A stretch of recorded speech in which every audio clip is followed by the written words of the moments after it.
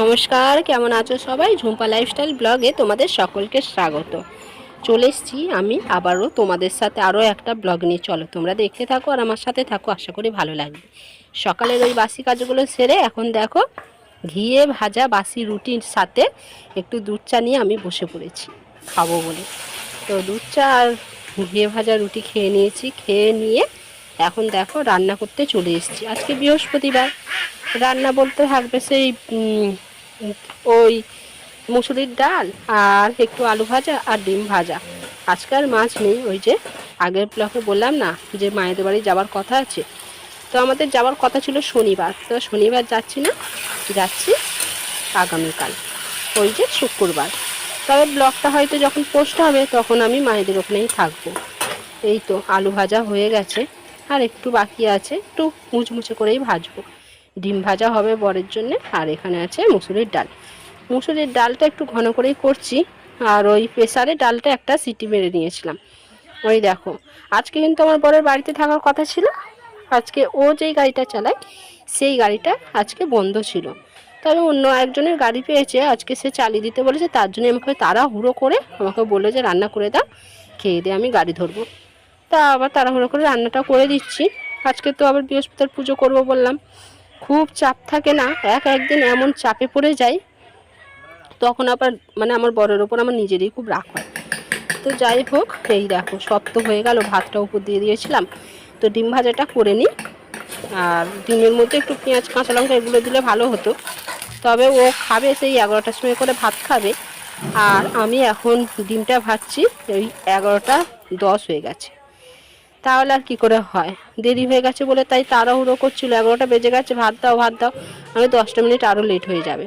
তো যাই হোক, এই দেখো রান্না হয়ে গেছে। এখন মানে 11টা 15 মতো বাজে, ওকে খেতে দিয়ে দিই। 11টায় খেতে দেওয়ার কথা ছিল, 15 মিনিট এমনিই দেরি হয়ে গেছে। চলো এই খাবারগুলো সব ধরে নিয়ে গিয়ে ওকে আমি খেতে দিয়ে দিই।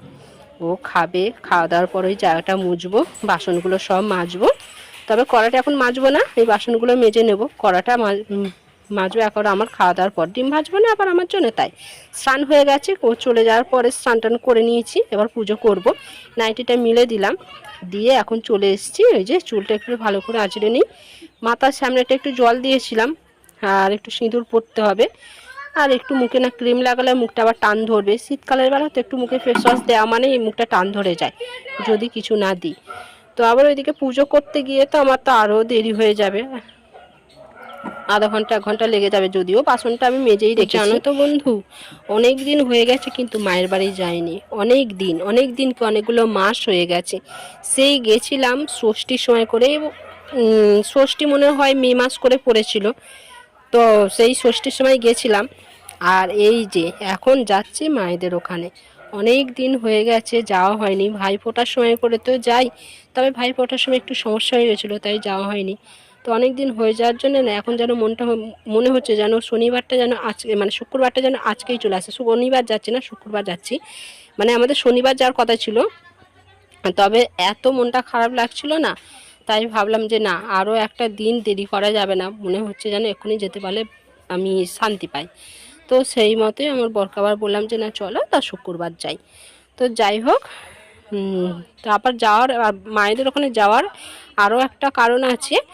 আমার ঠাম্মার ভীষণ শরীরটা খারাপ, তো সবাই আমার বোনেরা সবাই গেছিলো দেখতে, শুধু আমি আর আমার দিদি বাকি ছিলাম।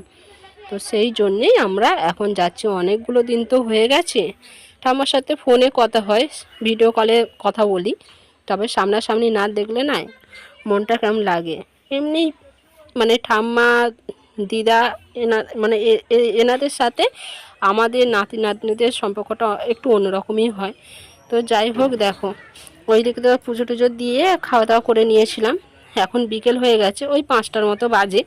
তো বাইরে ওই কয়েকটা জামা ছিল, জামা কাপড়গুলোই তুলে নিচ্ছি, নিয়ে ওই ঘর বারান্দাগুলো একটু ঝাড় দিয়ে নেব। সদর দরজার সামনেটা একটু জল দেব, দিয়ে ওই সন্ধ্যেটা দিয়ে দেব। তো চলো আজকের ব্লগটা আমি এখানেই শেষ করে দিলাম। দেখা হবে পরের ব্লগে। তবে পরের ব্লগটা তোমাদের ভালো লাগবে দেখবে, তখন আমি থাকবো আমার বাপের বাড়িতে। চলো টাটা, ভালো থাকবে, সুস্থ থাকবে।